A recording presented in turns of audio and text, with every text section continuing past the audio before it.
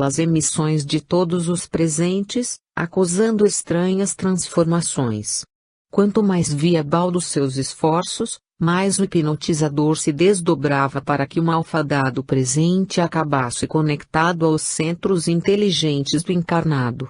No entanto, sem o apoio dos outros amigos que se achavam contidos no recipiente de energia, não tardou para que o hipnotizador escolhido, que era o mais capacitado dentre os outros que o seguiam na condição de torturadores magnéticos, apresentasse sinais de esgotamento.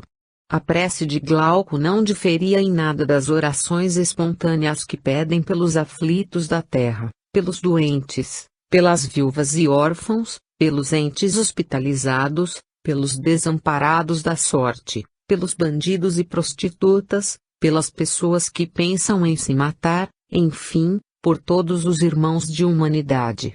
No entanto, era feita com uma tal sinceridade que, do seu coração, os raios safirinos de luz atestavam a profunda verdade com que tais palavras eram proferidas. As lágrimas naturais molhavam suas pálpebras, sem que, nem de longe, imaginasse o que estava acontecendo naquele ambiente, naqueles poucos minutos.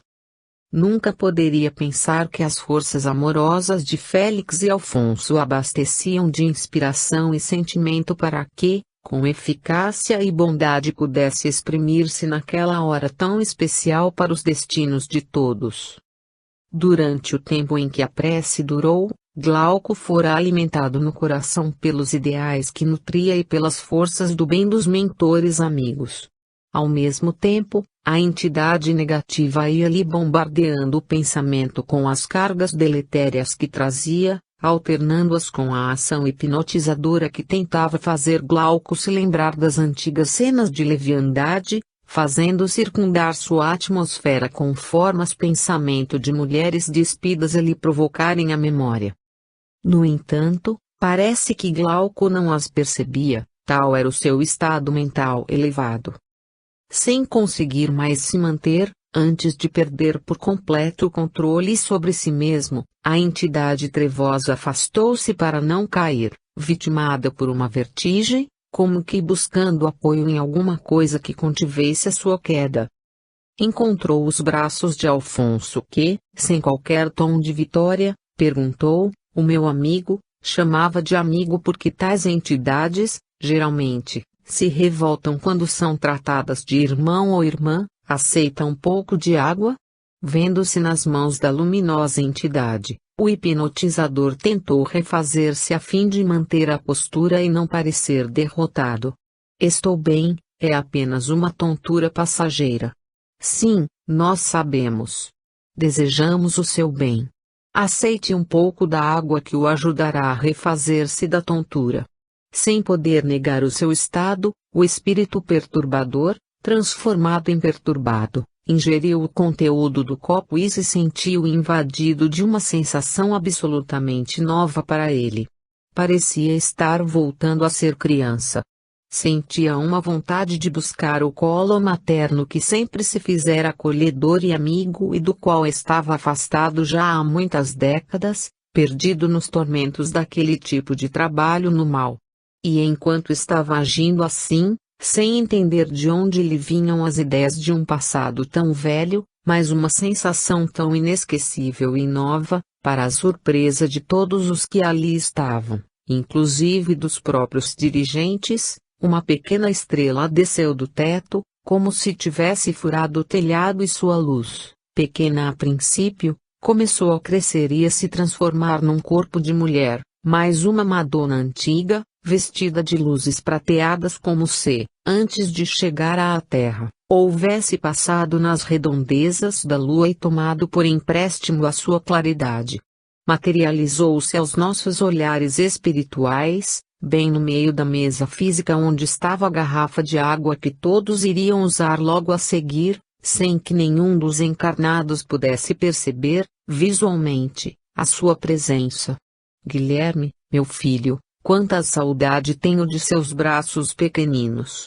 E sem entender como aquilo era possível, a perversa entidade, agora vencida e desgastada pelo mal que buscara praticar, encantada pela visão magnífica daquela que lhe dominava o sentimento desde os tempos da reencarnação na antiga Germânia, pôde apenas exprimir-se e, aos gritos de desespero, antes da crise de choro convulsivo, mãe, mãezinha, você não me esqueceu? Abraçando-o como quem abraça o maior tesouro que existe, e a sublime entidade tomou-o em seu colo e respondeu: como poderia ter esquecido daquele que é o meu próprio coração e que tenho buscado em todos estes séculos? Você ainda não conhece o tamanho do amor, Guilherme, se pensa que poderia tê-lo esquecido. Mas eu sou um monstro, mãe. Veja no que me transformei longe de você. Entendendo aquele momento difícil, mas necessário, para que o filho despertasse para si mesmo, a generosa entidade não tentou desfazer-lhe as impressões, mas, ao contrário, reafirmou-lhe: essa é a prova maior do meu amor, filho, aquele que faz o coração da mãe não ver as deformidades daquele que ama e dedicar-se a ele como se ele fosse a criatura mais perfeita do mundo. Sabe, Guilherme, por que você é tão precioso para mim? Vendo a pergunta direta, a entidade, vencida, abanou a cabeça sem forças para responder. Porque você me foi dado por Deus, meu filho. Você é um presente do Pai para meu coração. Para sempre. Raios de uma tempestade que se unissem naquele momento não conseguiriam iluminar aquele pequeno círculo com um poder e uma rutilância maiores. A emissária superior olhou, agradecida, para todos os 4 integrantes daquela família, que se reuniram para uma breve prece de menos que 30 minutos. Vendo a garrafa d'água colocada sobre a mesa, exatamente no local em que ela se encontrava, endereçou seu foco de emissão fluídica diretamente para o recipiente, e como se ela se achasse na altura de seu outrora existente útero materno, transportando a força de seu coração para aquele centro que lhe marcava, simbolicamente, o novo nascimento do filho perdido, abençoou aquele líquido com a gratidão e a felicidade que só o coração materno sabe dar, depois que recupera a joia perdida, a ovelha que se desgarrara. Parecia que o sol se havia acendido no interior do recipiente de vidro pobre, contagiando todas as moléculas de água com um padrão de forças absolutamente renovado e energizado, fazendo vibrar cada molécula com especial tonicidade, transformando-as, todas, em reais mensageiras de esperança e harmonia para as células de todo o organismo que as ingerisse, ainda que em pequena quantidade. Poderíamos afirmar que tal processo se pareceria, grosseiramente, ao enriquecimento de urânio que se realiza em laboratórios e mecanismos complicados visando as explosões atômicas, mas ali produzido pelo sentimento elevado de um espírito superior, com finalidades benéficas e pacíficas. Depois, voltando-se para o filho, perguntou se aceitava ir com ela. Então, num gesto quase infantil, a entidade, que se havia transformado ao lembrar-se infância distante, agarrou-se aos seus braços de mãe desvelada como a não desejar mais sair dali. Voltavam a unir-se e o desejo dele era de não mais perder a fonte de seus afetos mais profundos. Entendendo que havia chegado o momento da despedida, a entidade nobre, proveniente dos planos superiores, dirigiu-se a Alfonso, num olhar emocionado, no qual a lágrima suave externava os mais belos discursos de agradecimento e, humilde, solicitou: meu filho, recolhe-os e prepara-os em meu nome, porquanto eu os virei buscar para que, juntos, reprogramemos nossos destinos. Entendendo que a safirina entidade se referia aos espíritos ovoides que ali estavam, Alfonso acenou com a fronte iluminada e respondeu: serão nossos filhos até que possam voltar a ser vossos. Despediu-se a nobre entidade, levando consigo o hipnotizador astuto e frio, aquele mesmo filho perdido que, depois de longos séculos houvera reencontrado. Ao mesmo tempo em que isso acontecia, os outros 6 espíritos, isolados na redoma fluídica, não sabiam o que fazer, aterrorizados que estavam com a partida do seu líder. Desesperados por imaginarem que ficariam presos naquele ambiente, temiam, por outro lado, a perda de um dos mais importantes membros e as negativas repercussões na organização, que os seguiria até o fim do mundo. Voltando-se para eles, Alfonso perguntou, amável: vocês também estão convidados a seguir o mesmo caminho de nosso irmão que acabou de reencontrar a felicidade. Por que não aceitam o convite? Desejam continuar a entrega presentes? Na gritaria dos desesperados, todos, inclusive os outros hipnotizadores, se puseram a pedir que fossem levados para fora, que pudessem ser libertados e deixados em paz. Está bem, meus irmãos. A paciência de Deus é inesgotável, entanto, nunca se esqueçam de que o amor não os abandonará nunca e que a vergonha do mal que fizemos será muito mais escura do que qualquer vingança de qualquer organização trevosa. Então, Alfonso autorizou que os guardas levassem todos de volta ao exterior e, assim, pôde dar por encerrado o trabalho daquela noite, ao mesmo tempo em que os encarnados dividiam a água bendita. Foi quando Félix escutou Magnus dizer-lhe: "Ah, que vontade de beber dessa água, eu também", respondeu o instrutor, sorrindo. Depois de levados de volta ao exterior, as entidades perseguidoras saíram em disparada afastando-se aos xingamentos, como se tivessem sido ludibriadas, como se não houvessem sido, eles próprios, os que ali se apresentaram para fazer o mal. Como todas as criaturas medíocres, também procuravam acusar os outros, colocar a culpa nas torpezas do bem, nas artes maliciosas dos anjos, maneira pela qual ocultavam suas fraquezas, suas debilidades de caráter. Assustados com o destino do mais experiente dentre todos os hipnotizadores, os 3 outros que o acompanhavam regressaram à sede da organização e, agindo discretamente, nada revelaram aos seus superiores acerca da verdade, preferindo afirmar que haviam sido dispensados pelo outro que os liderava, o qual optara por se manter junto à vítima encarnada, dando os últimos retoques no processo de ligação das entidades ovoides. Assim combinados, os 3 procuraram evitar as consequências pessoais negativas, deixando que o acaso fizesse a sua parte nas revelações da deserção do companheiro mais experiente. De forma semelhante agiu o outro trio, aquele que se apresentava mais ligado às personagens que, obedecendo aos conselhos do chefe, acertaram que tais insucessos não seriam revelados por eles mesmos, já que não desejavam ser responsabilizados pelos comandantes por aquele rotundo fracasso.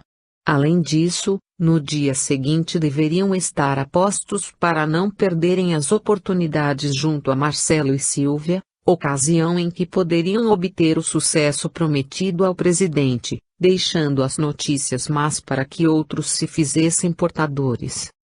18. Luiz, sua sexualidade e seu obsessor. Observemos o que se passara no lado espiritual da vida em relação a Luiz, naquelas horas dedicadas à oração familiar, tanto quanto nas que se seguiram ao seu encerramento. Depois de distribuída a água balsamizada pela nobre entidade que viera recolher o precioso tesouro de seu afeto, na figura da perturbadora entidade hipnotizadora que ali acabara por redescobrir a si mesma, os integrantes do grupo familiar passaram às conversações normais, encaminhando-se, a seguir, cada um para suas atividades pessoais, sem qualquer diferença, a não ser o bem-estar que guardavam em suas almas. João voltou para sua televisão, Olívia foi tratar de ultimar algumas costuras para o dia seguinte, enquanto que Glauco e Gláucia se sentaram na sala para poderem conversar melhor sobre certas coisas da vida a dois.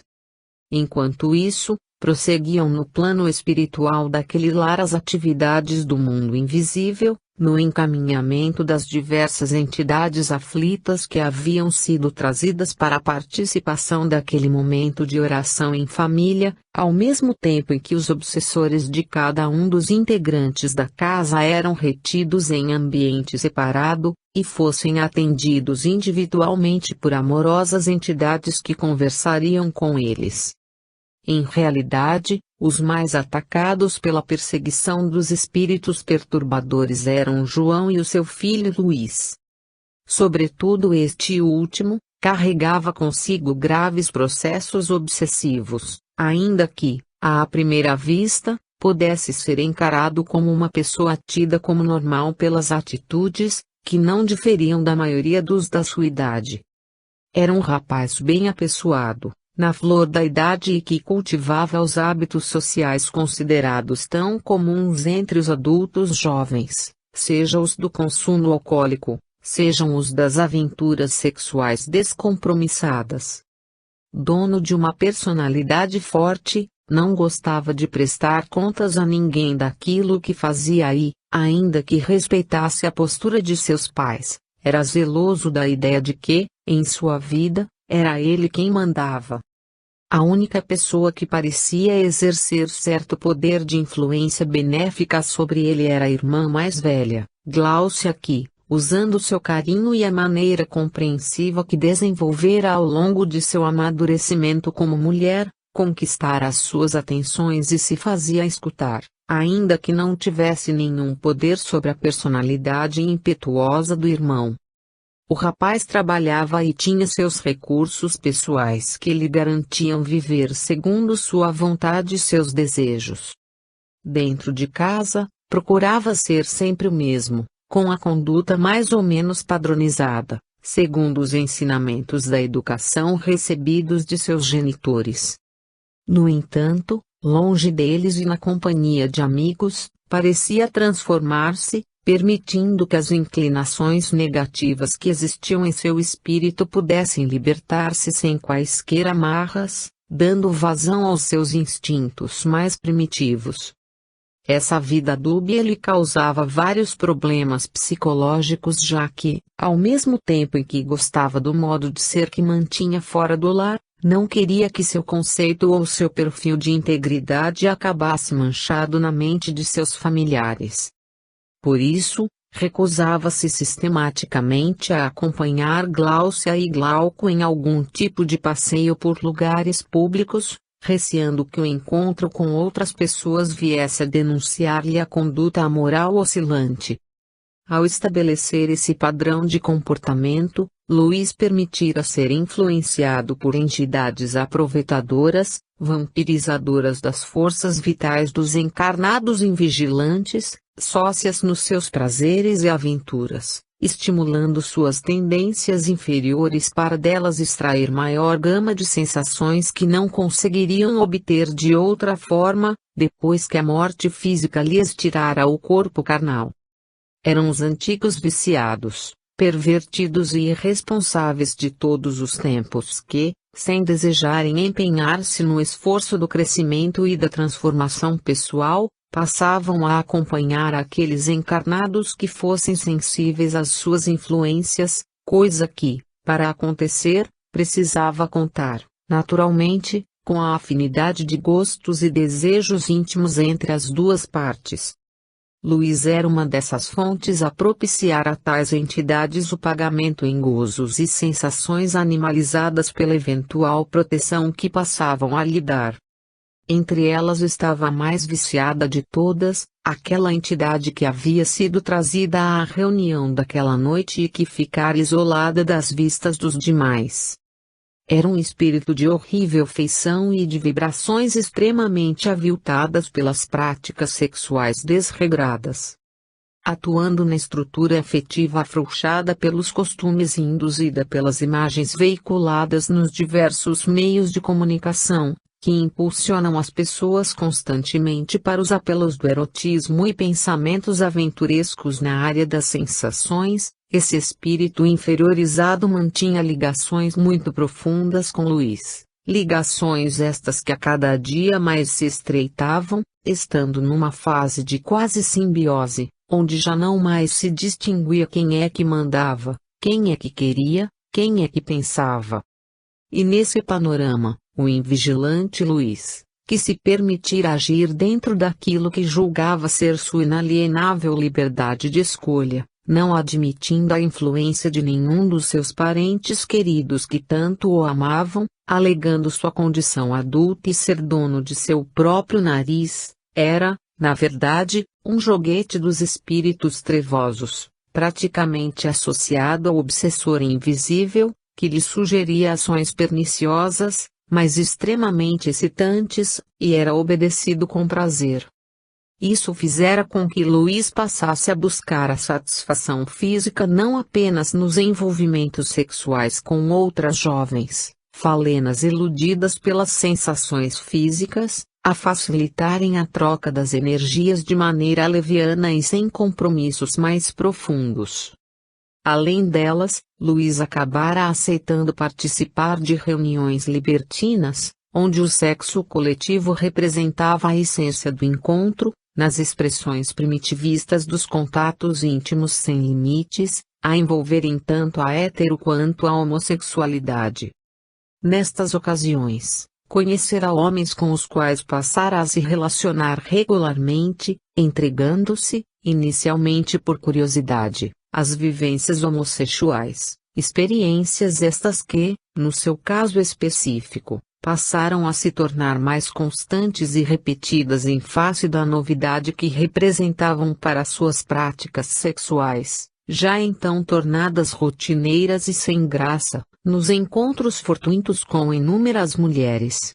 Além disso, envolvido pelas vibrações da entidade obsessora, Luís pensava obter, na homossexualidade ocasional, as mesmas respostas estimulantes que a vivência heterossexual permitia aos encarnados. O prazer, em todas as áreas da vida, estimula, satisfaz e, nas áreas mais frágeis da personalidade, abre espaços a excessos que causam dependências e tolerâncias, como uma droga qualquer. Quando o ser humano entende a sua condição de espírito que deve comandar a matéria, ele consegue dominar os impulsos que se apresentem e que poderiam, pelo abuso, tornarem-se nocivos. Mais ainda, a consciência lúcida da pessoa é capaz de escolher, graças ao grau específico de maturidade espiritual, o melhor caminho para viver sua vida de acordo com seus projetos. No entanto, no mundo acelerado em que todos estão se permitindo viver, as contingências emocionais têm sido objeto de exploração intensa, graças ao interesse econômico de manter as almas atreladas aos vícios que, uma vez implantados no modo de ser, favorecem àqueles que os exploram e estimulam em busca dos lucros financeiros que tanto ambicionam. Por isso é que será sempre um bom negócio facilitar e tirar partido da viciação no consumismo, no uso de drogas tidas como socialmente aceitáveis, das outras drogas, do jogo, da prostituição, da gula. Em face desse comportamento afrouxado, as pessoas sem vontade própria continuarão sempre a se manter dependentes daqueles que as exploram, fornecendo-lhes, em troca, o dinheiro e o respectivo poder que tanto apreciam.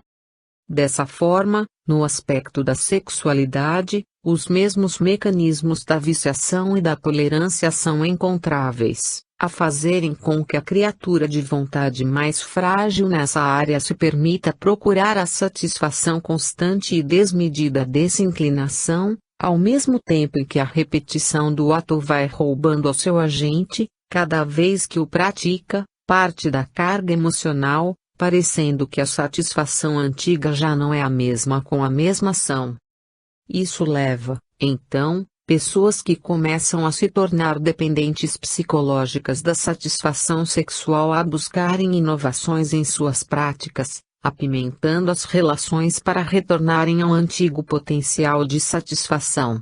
Por um tempo, se sentem complementados pelas novas aventuras, mas, novamente, o mecanismo da tolerância se apresenta, tornando rotineira e sem graça aquela novidade, a pedir uma nova carga de transformações, na tentativa de manter o mesmo nível do prazer. E nessa jornada espiral descendente, as criaturas permitem-se experimentar outras e outras formas de relação, até que cheguem àquelas consideradas como tabus na sociedade preconceituosa em que vivemos. Passando a linha dessa social normalidade, a pessoa acrescenta aos processos da satisfação sexual a ideia de ruptura com os paradigmas aceitáveis do grupo, empurrando-se para a área da ilegalidade moral, com os complexos de culpa daí decorrentes, explorados pelos espíritos obsessores que os acompanham nessa queda e que, daí, podem melhor dominar os seus pupilos com as intuições do tipo: agora que você chegou até aqui, não dá mais para voltar a ser a pessoa certinha que você era. Você chegou na lama. Agora não pense em sair porque ninguém mais vai acreditar em você. Você nunca prestou mesmo. Agora é tarde para sair do lodo. Aproveite e relaxe.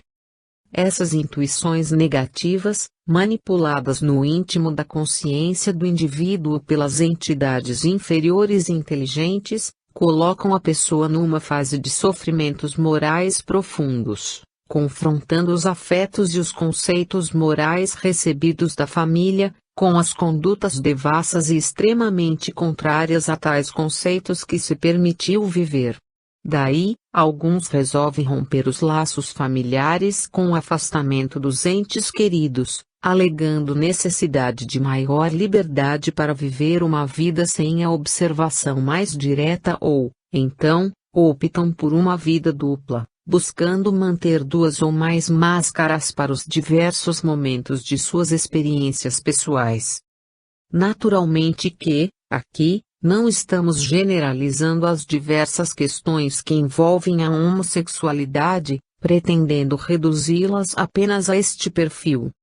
Estamos dando a explicação espiritual para o caso de Luiz, o rapaz que, viciando-se na experimentação do prazer sexual, come alguém que resolve permitir-se o uso de drogas, estimulado por suas tendências pessoais e pela indução mental de entidades, passa a não mais se satisfazer com as respostas obtidas pela mesma quantidade de substâncias ingeridas, obrigando-se a consumir maiores quantidades até que se veja compelido a trocar de produto por um outro mais potente.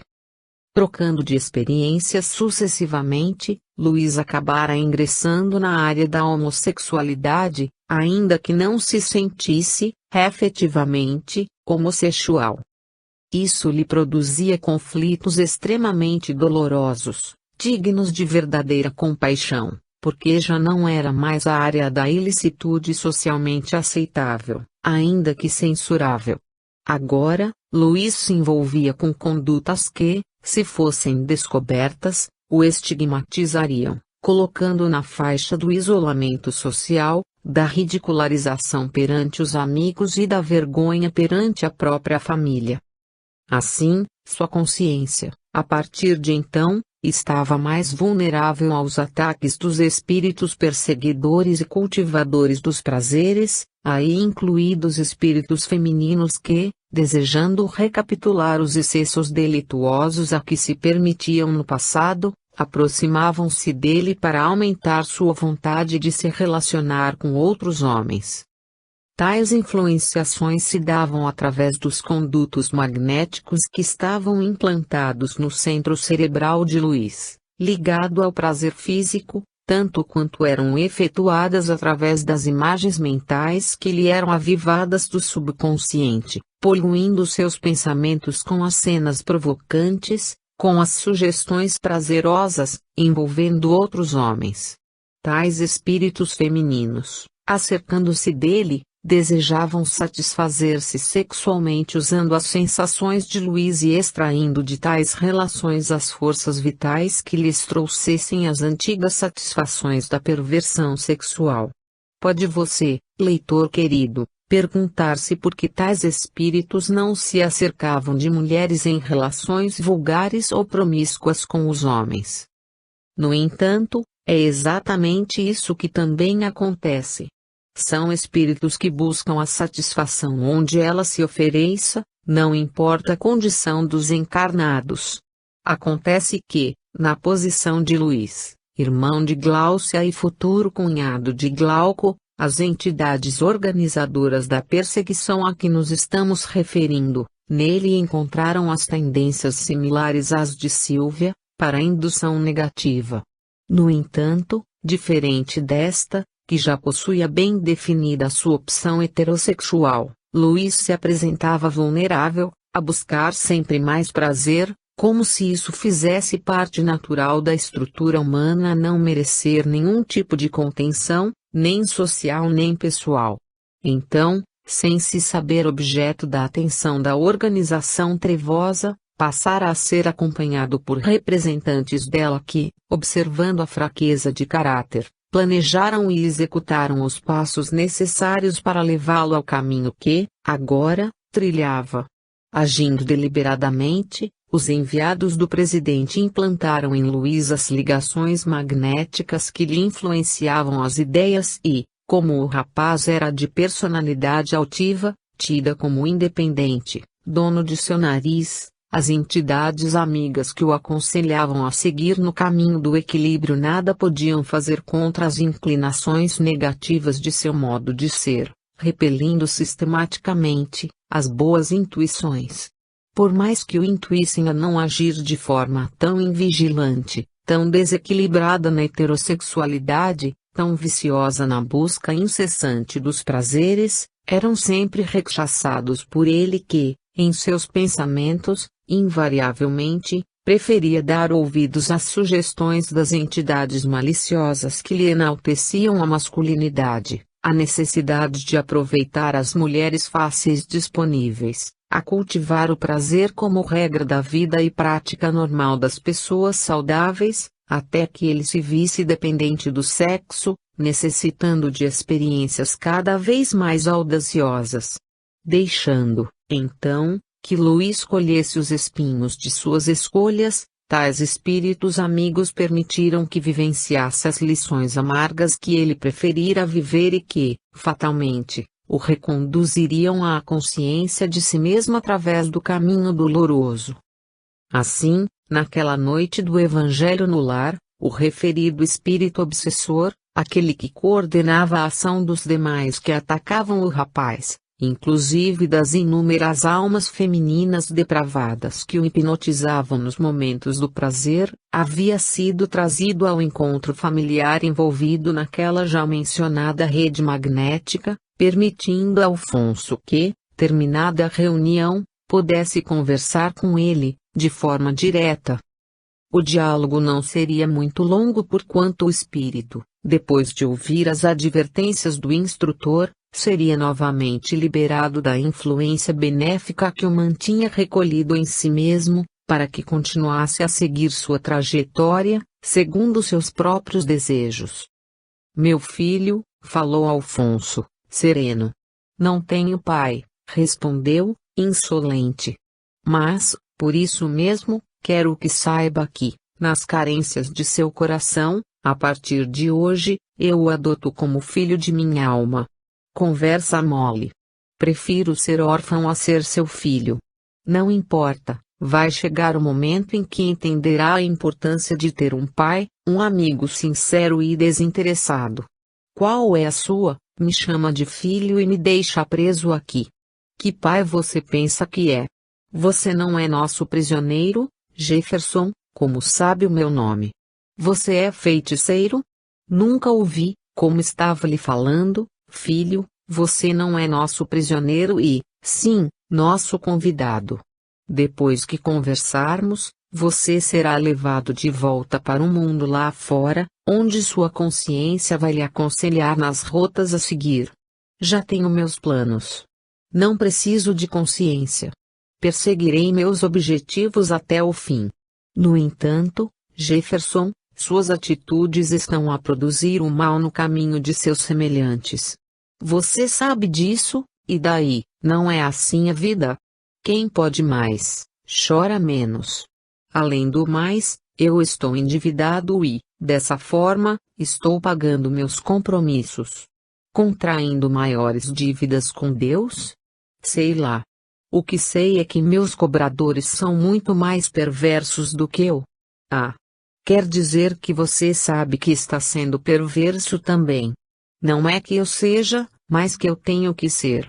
Além do mais, não estou fazendo nada além do que aquele bobalhão também gosta e quer fazer. Você deve saber do que estou falando. Sim, meu filho, Luiz está crescendo e, nesse esforço, está errando para aprender. Que nada, meu.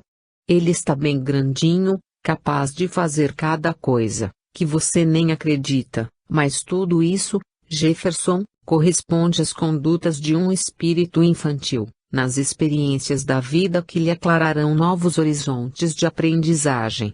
Além do mais, não é só a curiosidade dele que o tem movido. A sua influência também tem correspondido a uma grande cota de culpa nos erros dele, meu filho. Que nada, a gente só aplaude, você sabe que não é só isso. E as mulheres que o envolvem, que fantasiam seus sonhos noturnos, que despertam certas vontades com a volúpia de suas influências. Vocês o estão induzindo ao erro e, dessa forma, perante Deus, tornam-se igualmente culpáveis pelo erro. Ora, então manda esse Deus vir defender o carinha. Porque eu estou me defendendo. É exatamente isso que está acontecendo aqui, Jefferson. Deus está se ocupando de Luiz sem se esquecer de você. Porque então, não combinamos que, por alguns dias, vocês possam dar uma trégua a ele, para que vejamos se, por si próprio, Luiz procura tais envolvimentos. Que trégua que nada! Ele já nos chama e nos pede participação nas suas noitadas. Bem, meu filho, como você disse e eu estou lhe explicando, Deus começa a defender seus filhos sempre pelos caminhos do perdão, do amor, do amparo coletivo. Tudo bem, escolha dele, depois que nós não aceitamos, as consequências de nossos atos se voltarão contra nós. Está me ameaçando. Papai, falou a entidade, irônica e dura. Não, meu filho, estou lhe contando como são as coisas fora de seu mundo de prazeres esgotantes. Tudo bem, devidamente anotado. Posso ir embora, agora? Pode. No entanto, não se esqueça de tudo aquilo que falamos. Para a consideração de Deus e de sua justiça, você está, a partir de agora, devidamente avisado sobre sua conduta e as consequências. Quando precisar de mim, me chame. Eu sou Alfonso, para servi-lo. Fazendo uma cara de desinteresse, Jefferson abanou a cabeça sem responder. Foi, então, conduzido pelos trabalhadores espirituais para o ambiente externo, onde pôde dar seguimento aos seus interesses e atitudes, agora não mais pelo caminho da ignorância do mal praticado, mas, sim, do da responsabilidade pelos atos realizados.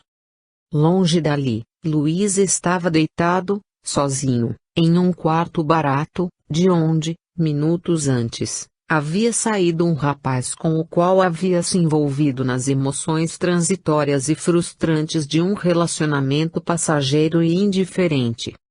Afastada a influência perniciosa de Jefferson, Luiz passara a meditar em sua vida, nas coisas que estava fazendo, a que ponto tinha se permitido chegar, pensando no lar ao longe e nas reações da irmã se soubesse sobre o seu comportamento. Aliás, tais pensamentos dolorosos tinham se tornado mais constantes, desde o momento em que, em uma dessas empreitadas em busca de aventuras e companheiros, fora flagrado em atitude suspeita por Glauco, que buscava informações sobre certa rua da cidade e resolvera obtê-la de um casal dentro de um carro estacionado em local público, casal esse que, apesar dos beijos que trocavam, era composto por um desconhecido e pelo próprio Luiz. Glauco, ao presenciar a cena reveladora, desconversara e, apesar de nitidamente transtornado pela surpresa, pediu desculpas, como se não desejasse atrapalhar o encontro de ambos, afastando-se para não agir de forma brusca ou impensada. Desde então, Luiz passara a evitar os encontros familiares onde Glauco se faria presente. Já se havia passado mais de um mês dessa situação e Glauco, sem pretender fazer o sofrimento de seus sogros e da própria irmã, resolvera nada revelar a respeito do cunhado, guardando para si a constatação, para ele decepcionante. No entanto, Luiz não sabia qual seria a sua conduta e, por isso, preferira passar a evitá-lo, o que só aumentava sua angústia pelo medo de que, a qualquer dia, suas aventuras homossexuais viessem a cair no conhecimento dos familiares. O afastamento de Jefferson, naquele dia da oração coletiva, permitira que os espíritos luminosos envolvidos nos tratamentos espirituais daquele grupo familiar se aproximassem de Luiz para ajudá-lo no redirecionamento de suas atitudes. Eram momentos rápidos, que tais amigos invisíveis precisavam explorar ao máximo, a fim de que conseguissem, ao menos, criar uma atmosfera psíquica desintonizada das influências diretas de Jefferson. Não seria fácil, no entanto, já que ambos se entrelaçavam fluidicamente, o tratamento demandaria tempo das entidades amigas e deveria estabelecer-se sobre os dois que se envolviam nessa trama, Jefferson e Luiz. 19. Retomando o controle sobre o encarnado. Realmente, não tardou muito tempo, depois de ter sido reconduzido à via pública, para que Jefferson se apresentasse ao lado de sua vítima, como que a buscar retomar o processo de influenciação. As primeiras tentativas se fizeram infrutíferas. Luiz, favoravelmente impressionado pelas emissões magnéticas de elevado teor desfechadas a seu benefício pelos espíritos generosos que o estavam amparando, não aceitou o abraço fluídico que Jefferson lhe estendera. A entidade, percebendo que algo havia acontecido, passou a vociferar como se falasse sozinha, desafiando seres que ela não via, gritando: pois vocês não pensem que vão conseguir ganhar esta, facinho desse jeito. Ah! Isso é que não vão. Este imbecil me pertence e será meu instrumento para tudo o que eu deseje praticar. Se está com peso na consciência, isso não vai durar mais do que algumas horas. Ainda hoje voltarei a cuidar do meu patrimônio. Daquele local de vibrações pesadas e desagradáveis, Jefferson saiu, deixando Luiz com seus pensamentos sintonizados em outra faixa, uma faixa de energias positivas. Mobilizando seus contatos com outras entidades grosseiras e maléficas, conseguiu induzir uma jovem prostituta que fazia ponto naquela região e se valia das mesmas habitações, para que viesse até a porta do quarto, como a verificar se estava sem ocupantes. Seus trajes minúsculos e provocantes e a exuberância de suas formas seriam a isca que Jefferson usaria para retomar a sintonia com Luiz. Não se haviam passado mais do que 30 minutos, então, quando o rapaz escutou suaves batidas na porta. Procurou compor-se adequadamente e foi atender. Assim que abriu, deparou-se com o rosto curioso da jovem que, desejando saber se o quarto estava disponível, investigava sobre seus ocupantes. Ao mesmo tempo, Jefferson se postava ao lado de Luiz para retomar a influência no domínio de seus pensamentos e desejos. "O que você quer?" perguntou o rapaz, pensando se tratar de alguém que estivesse desejando tirar-lhe o quarto. "Já paguei por este apartamento." "Ah. Tudo bem, moço, não queria incomodar. Só estava vendo se havia alguém aqui dentro." "Sim, agora você já viu", falou secamente, com raiva da situação. E enquanto estava se irritando com a presença da jovem e esbelta mulher em trajes sumários, Jefferson se associou à sua mente e exclamou, imperativo: "Se você não é gay, por que não aproveita e mostra isso com a mocinha? Veja como ela é bonita e está aí, oferecida." Luiz não escutou as expressões vulgares da entidade, mas, no fundo de seus pensamentos, uma ideia lhe brotou, aliviando o peso de suas culpas. Puxa, nada melhor do que manter uma relação heterossexual para limpar-me do contato promíscuo que acabei de ter.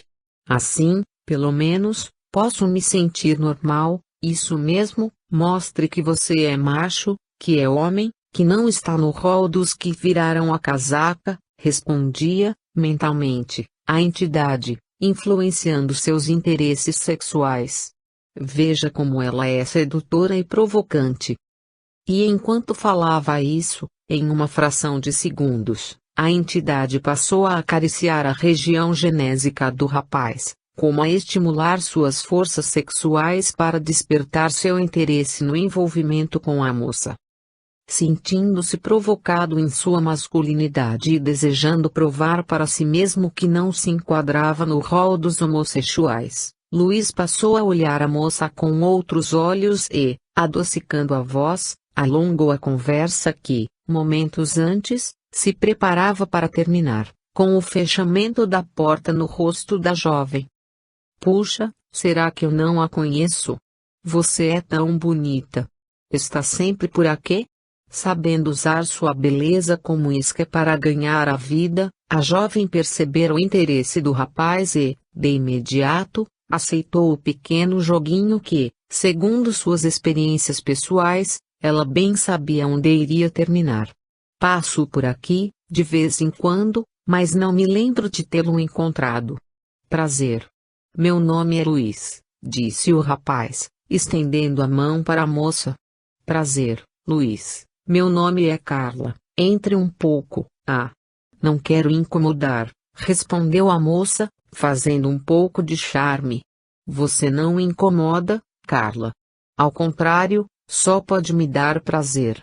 E dizendo isso, Luiz puxou a moça, delicadamente, para o interior do quarto, onde, por mais algum tempo ambos permaneceriam para os contatos íntimos e superficiais, durante os quais todo o cuidado dos amigos invisíveis se perderia e Jefferson restauraria as ligações magnéticas com o seu associado de prazeres.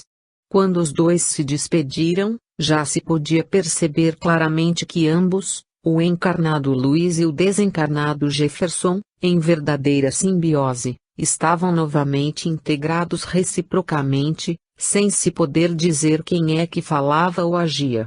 Sentindo-se feliz consigo mesmo, Luiz aceitara a companhia do espírito obsessor que o manipulava facilmente, valendo-se de sua fragilidade sexual a fim de usá-lo como arma na realização de seus planos.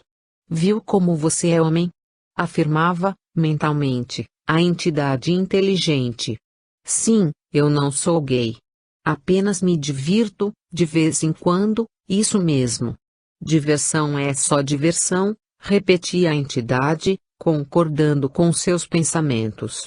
E não pretendendo perder a chance de tal entrosamento, Jefferson apresentava a Luiz a ideia de abordar Glauco para esclarecer aquele flagrante no qual se vira envolvido. E você, sendo homem, como é que Glauco vai ficar com a imagem de um cunhado maricas? Ele pode usar isso para denegrir você, falar de você para todo mundo, jogar seus parentes contra você. Imediatamente, nos pensamentos de Luiz, a figura de Glauco brotou do fundo de suas lembranças, identificando-lhe o rosto assustado e surpreso, além dos gestos de repulsa que, involuntariamente, externara nos rápidos minutos em que puderam se ver, naquela noite de jogos sexuais no interior do carro, estacionado em rua sem movimento. Sim, o maldito Glauco está pensando que me tem em suas mãos, pensava o moço, perturbado em seu equilíbrio. Claro, Luiz, ele vai acabar com sua vida, revelando sua conduta para os seus amigos. Você vai deixar que isso aconteça? Manipulava suas ideias, o espírito perturbador.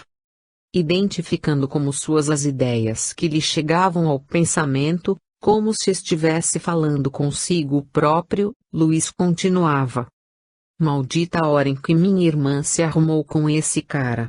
Agora, sentindo-se dono de um segredo, pode pensar tirar o proveito que quiser, imaginando que pode me usar. Isso é que não.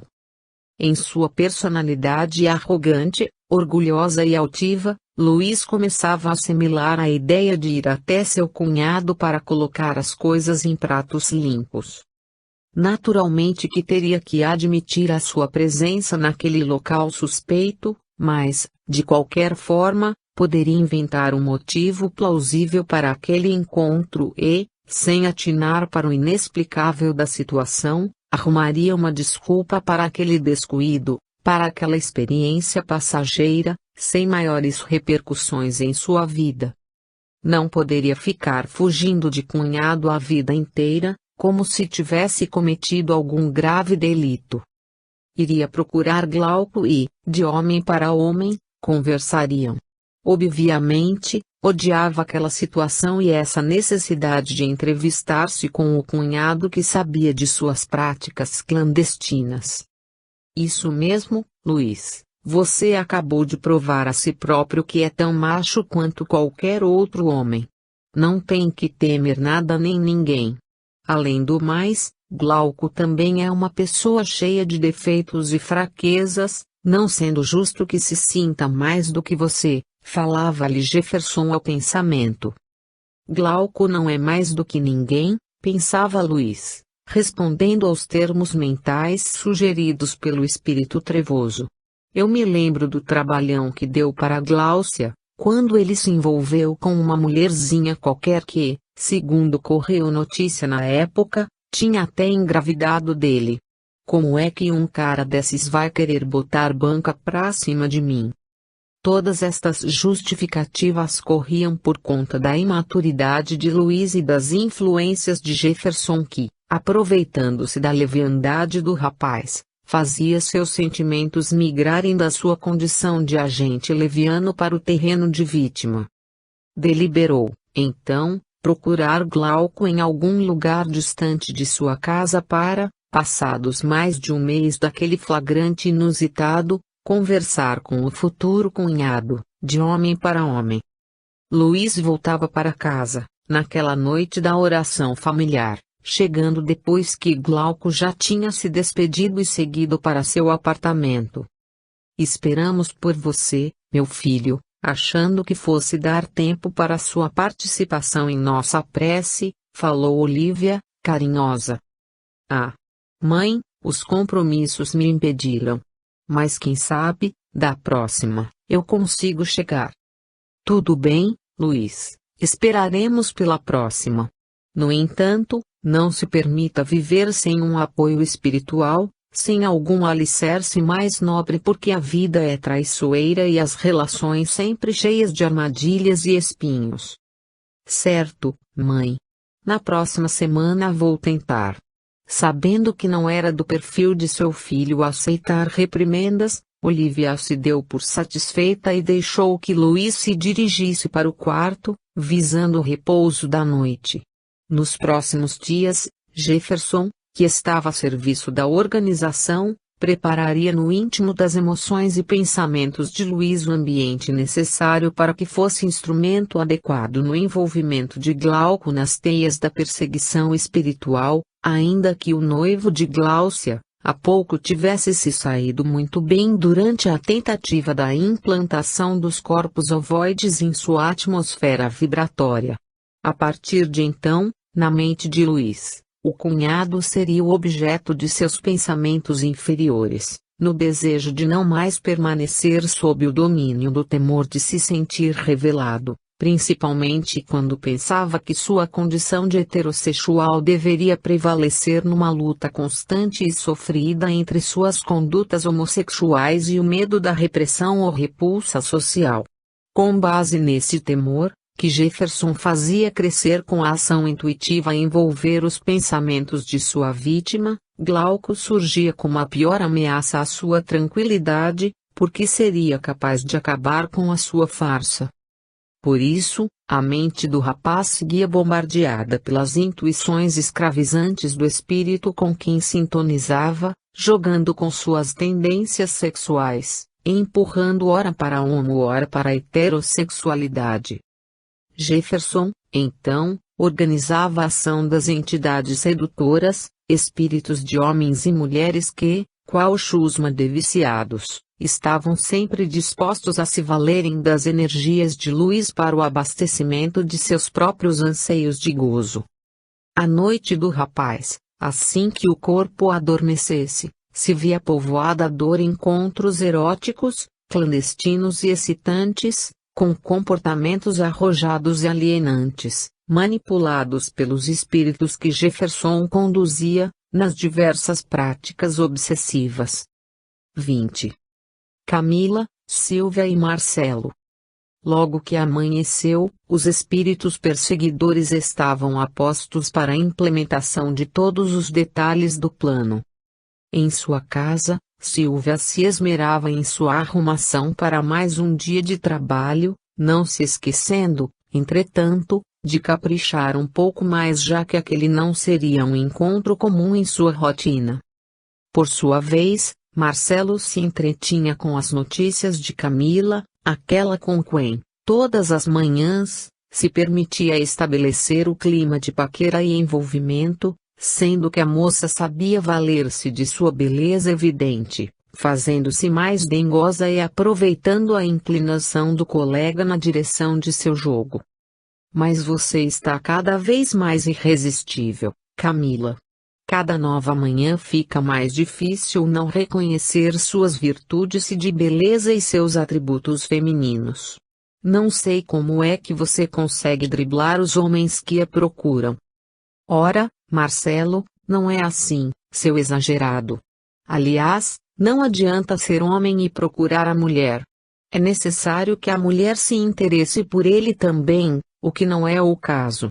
Sua companhia tem sido, para mim, o único alimento masculino que tenho encontrado, agradável, suave, interessante e, muitas vezes, me pego pensando em nossas conversas, em nossos encontros aqui, todas as últimas manhãs e me pergunto por que é que, antes, não éramos mais próximos.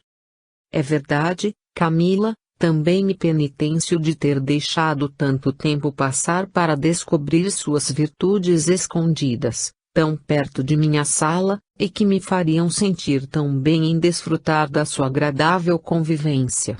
Acho que são as coisas do escritório, o peso dos processos, a escravidão aos prazos, os interesses materiais aos quais nos entregamos, além, é claro, dos esquemas que os nossos chefes sempre montaram para que, apesar de estarmos por perto, nos mantivéssemos distanciados, quase como adversários. Você também já percebeu isso, Marcelo?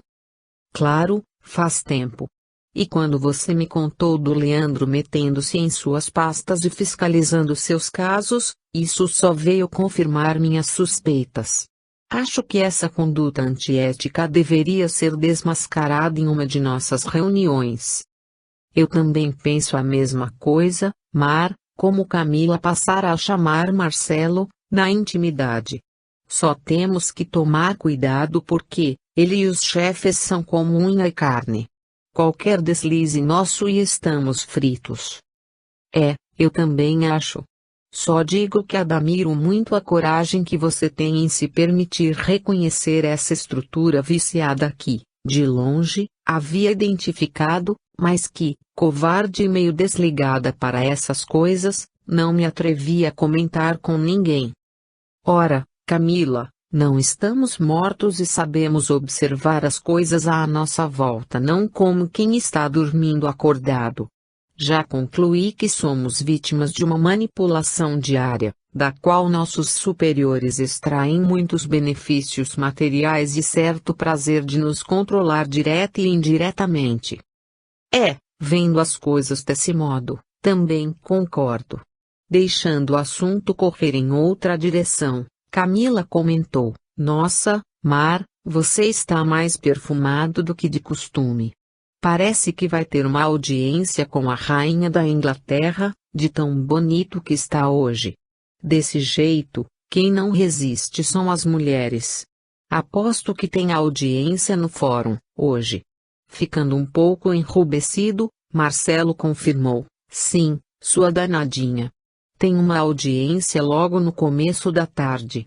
Agora, o perfume é novo, Comprado ontem e estou usando para ver se tenho sorte na audiência. Vai que pego alguma juíza solteira, dessas substitutas novinhas e interessantes. Acaba gostando do perfume e, quem sabe, fica mais simpática para o meu lado. Ora, Marcelo, você sabe que as autoridades costumam ser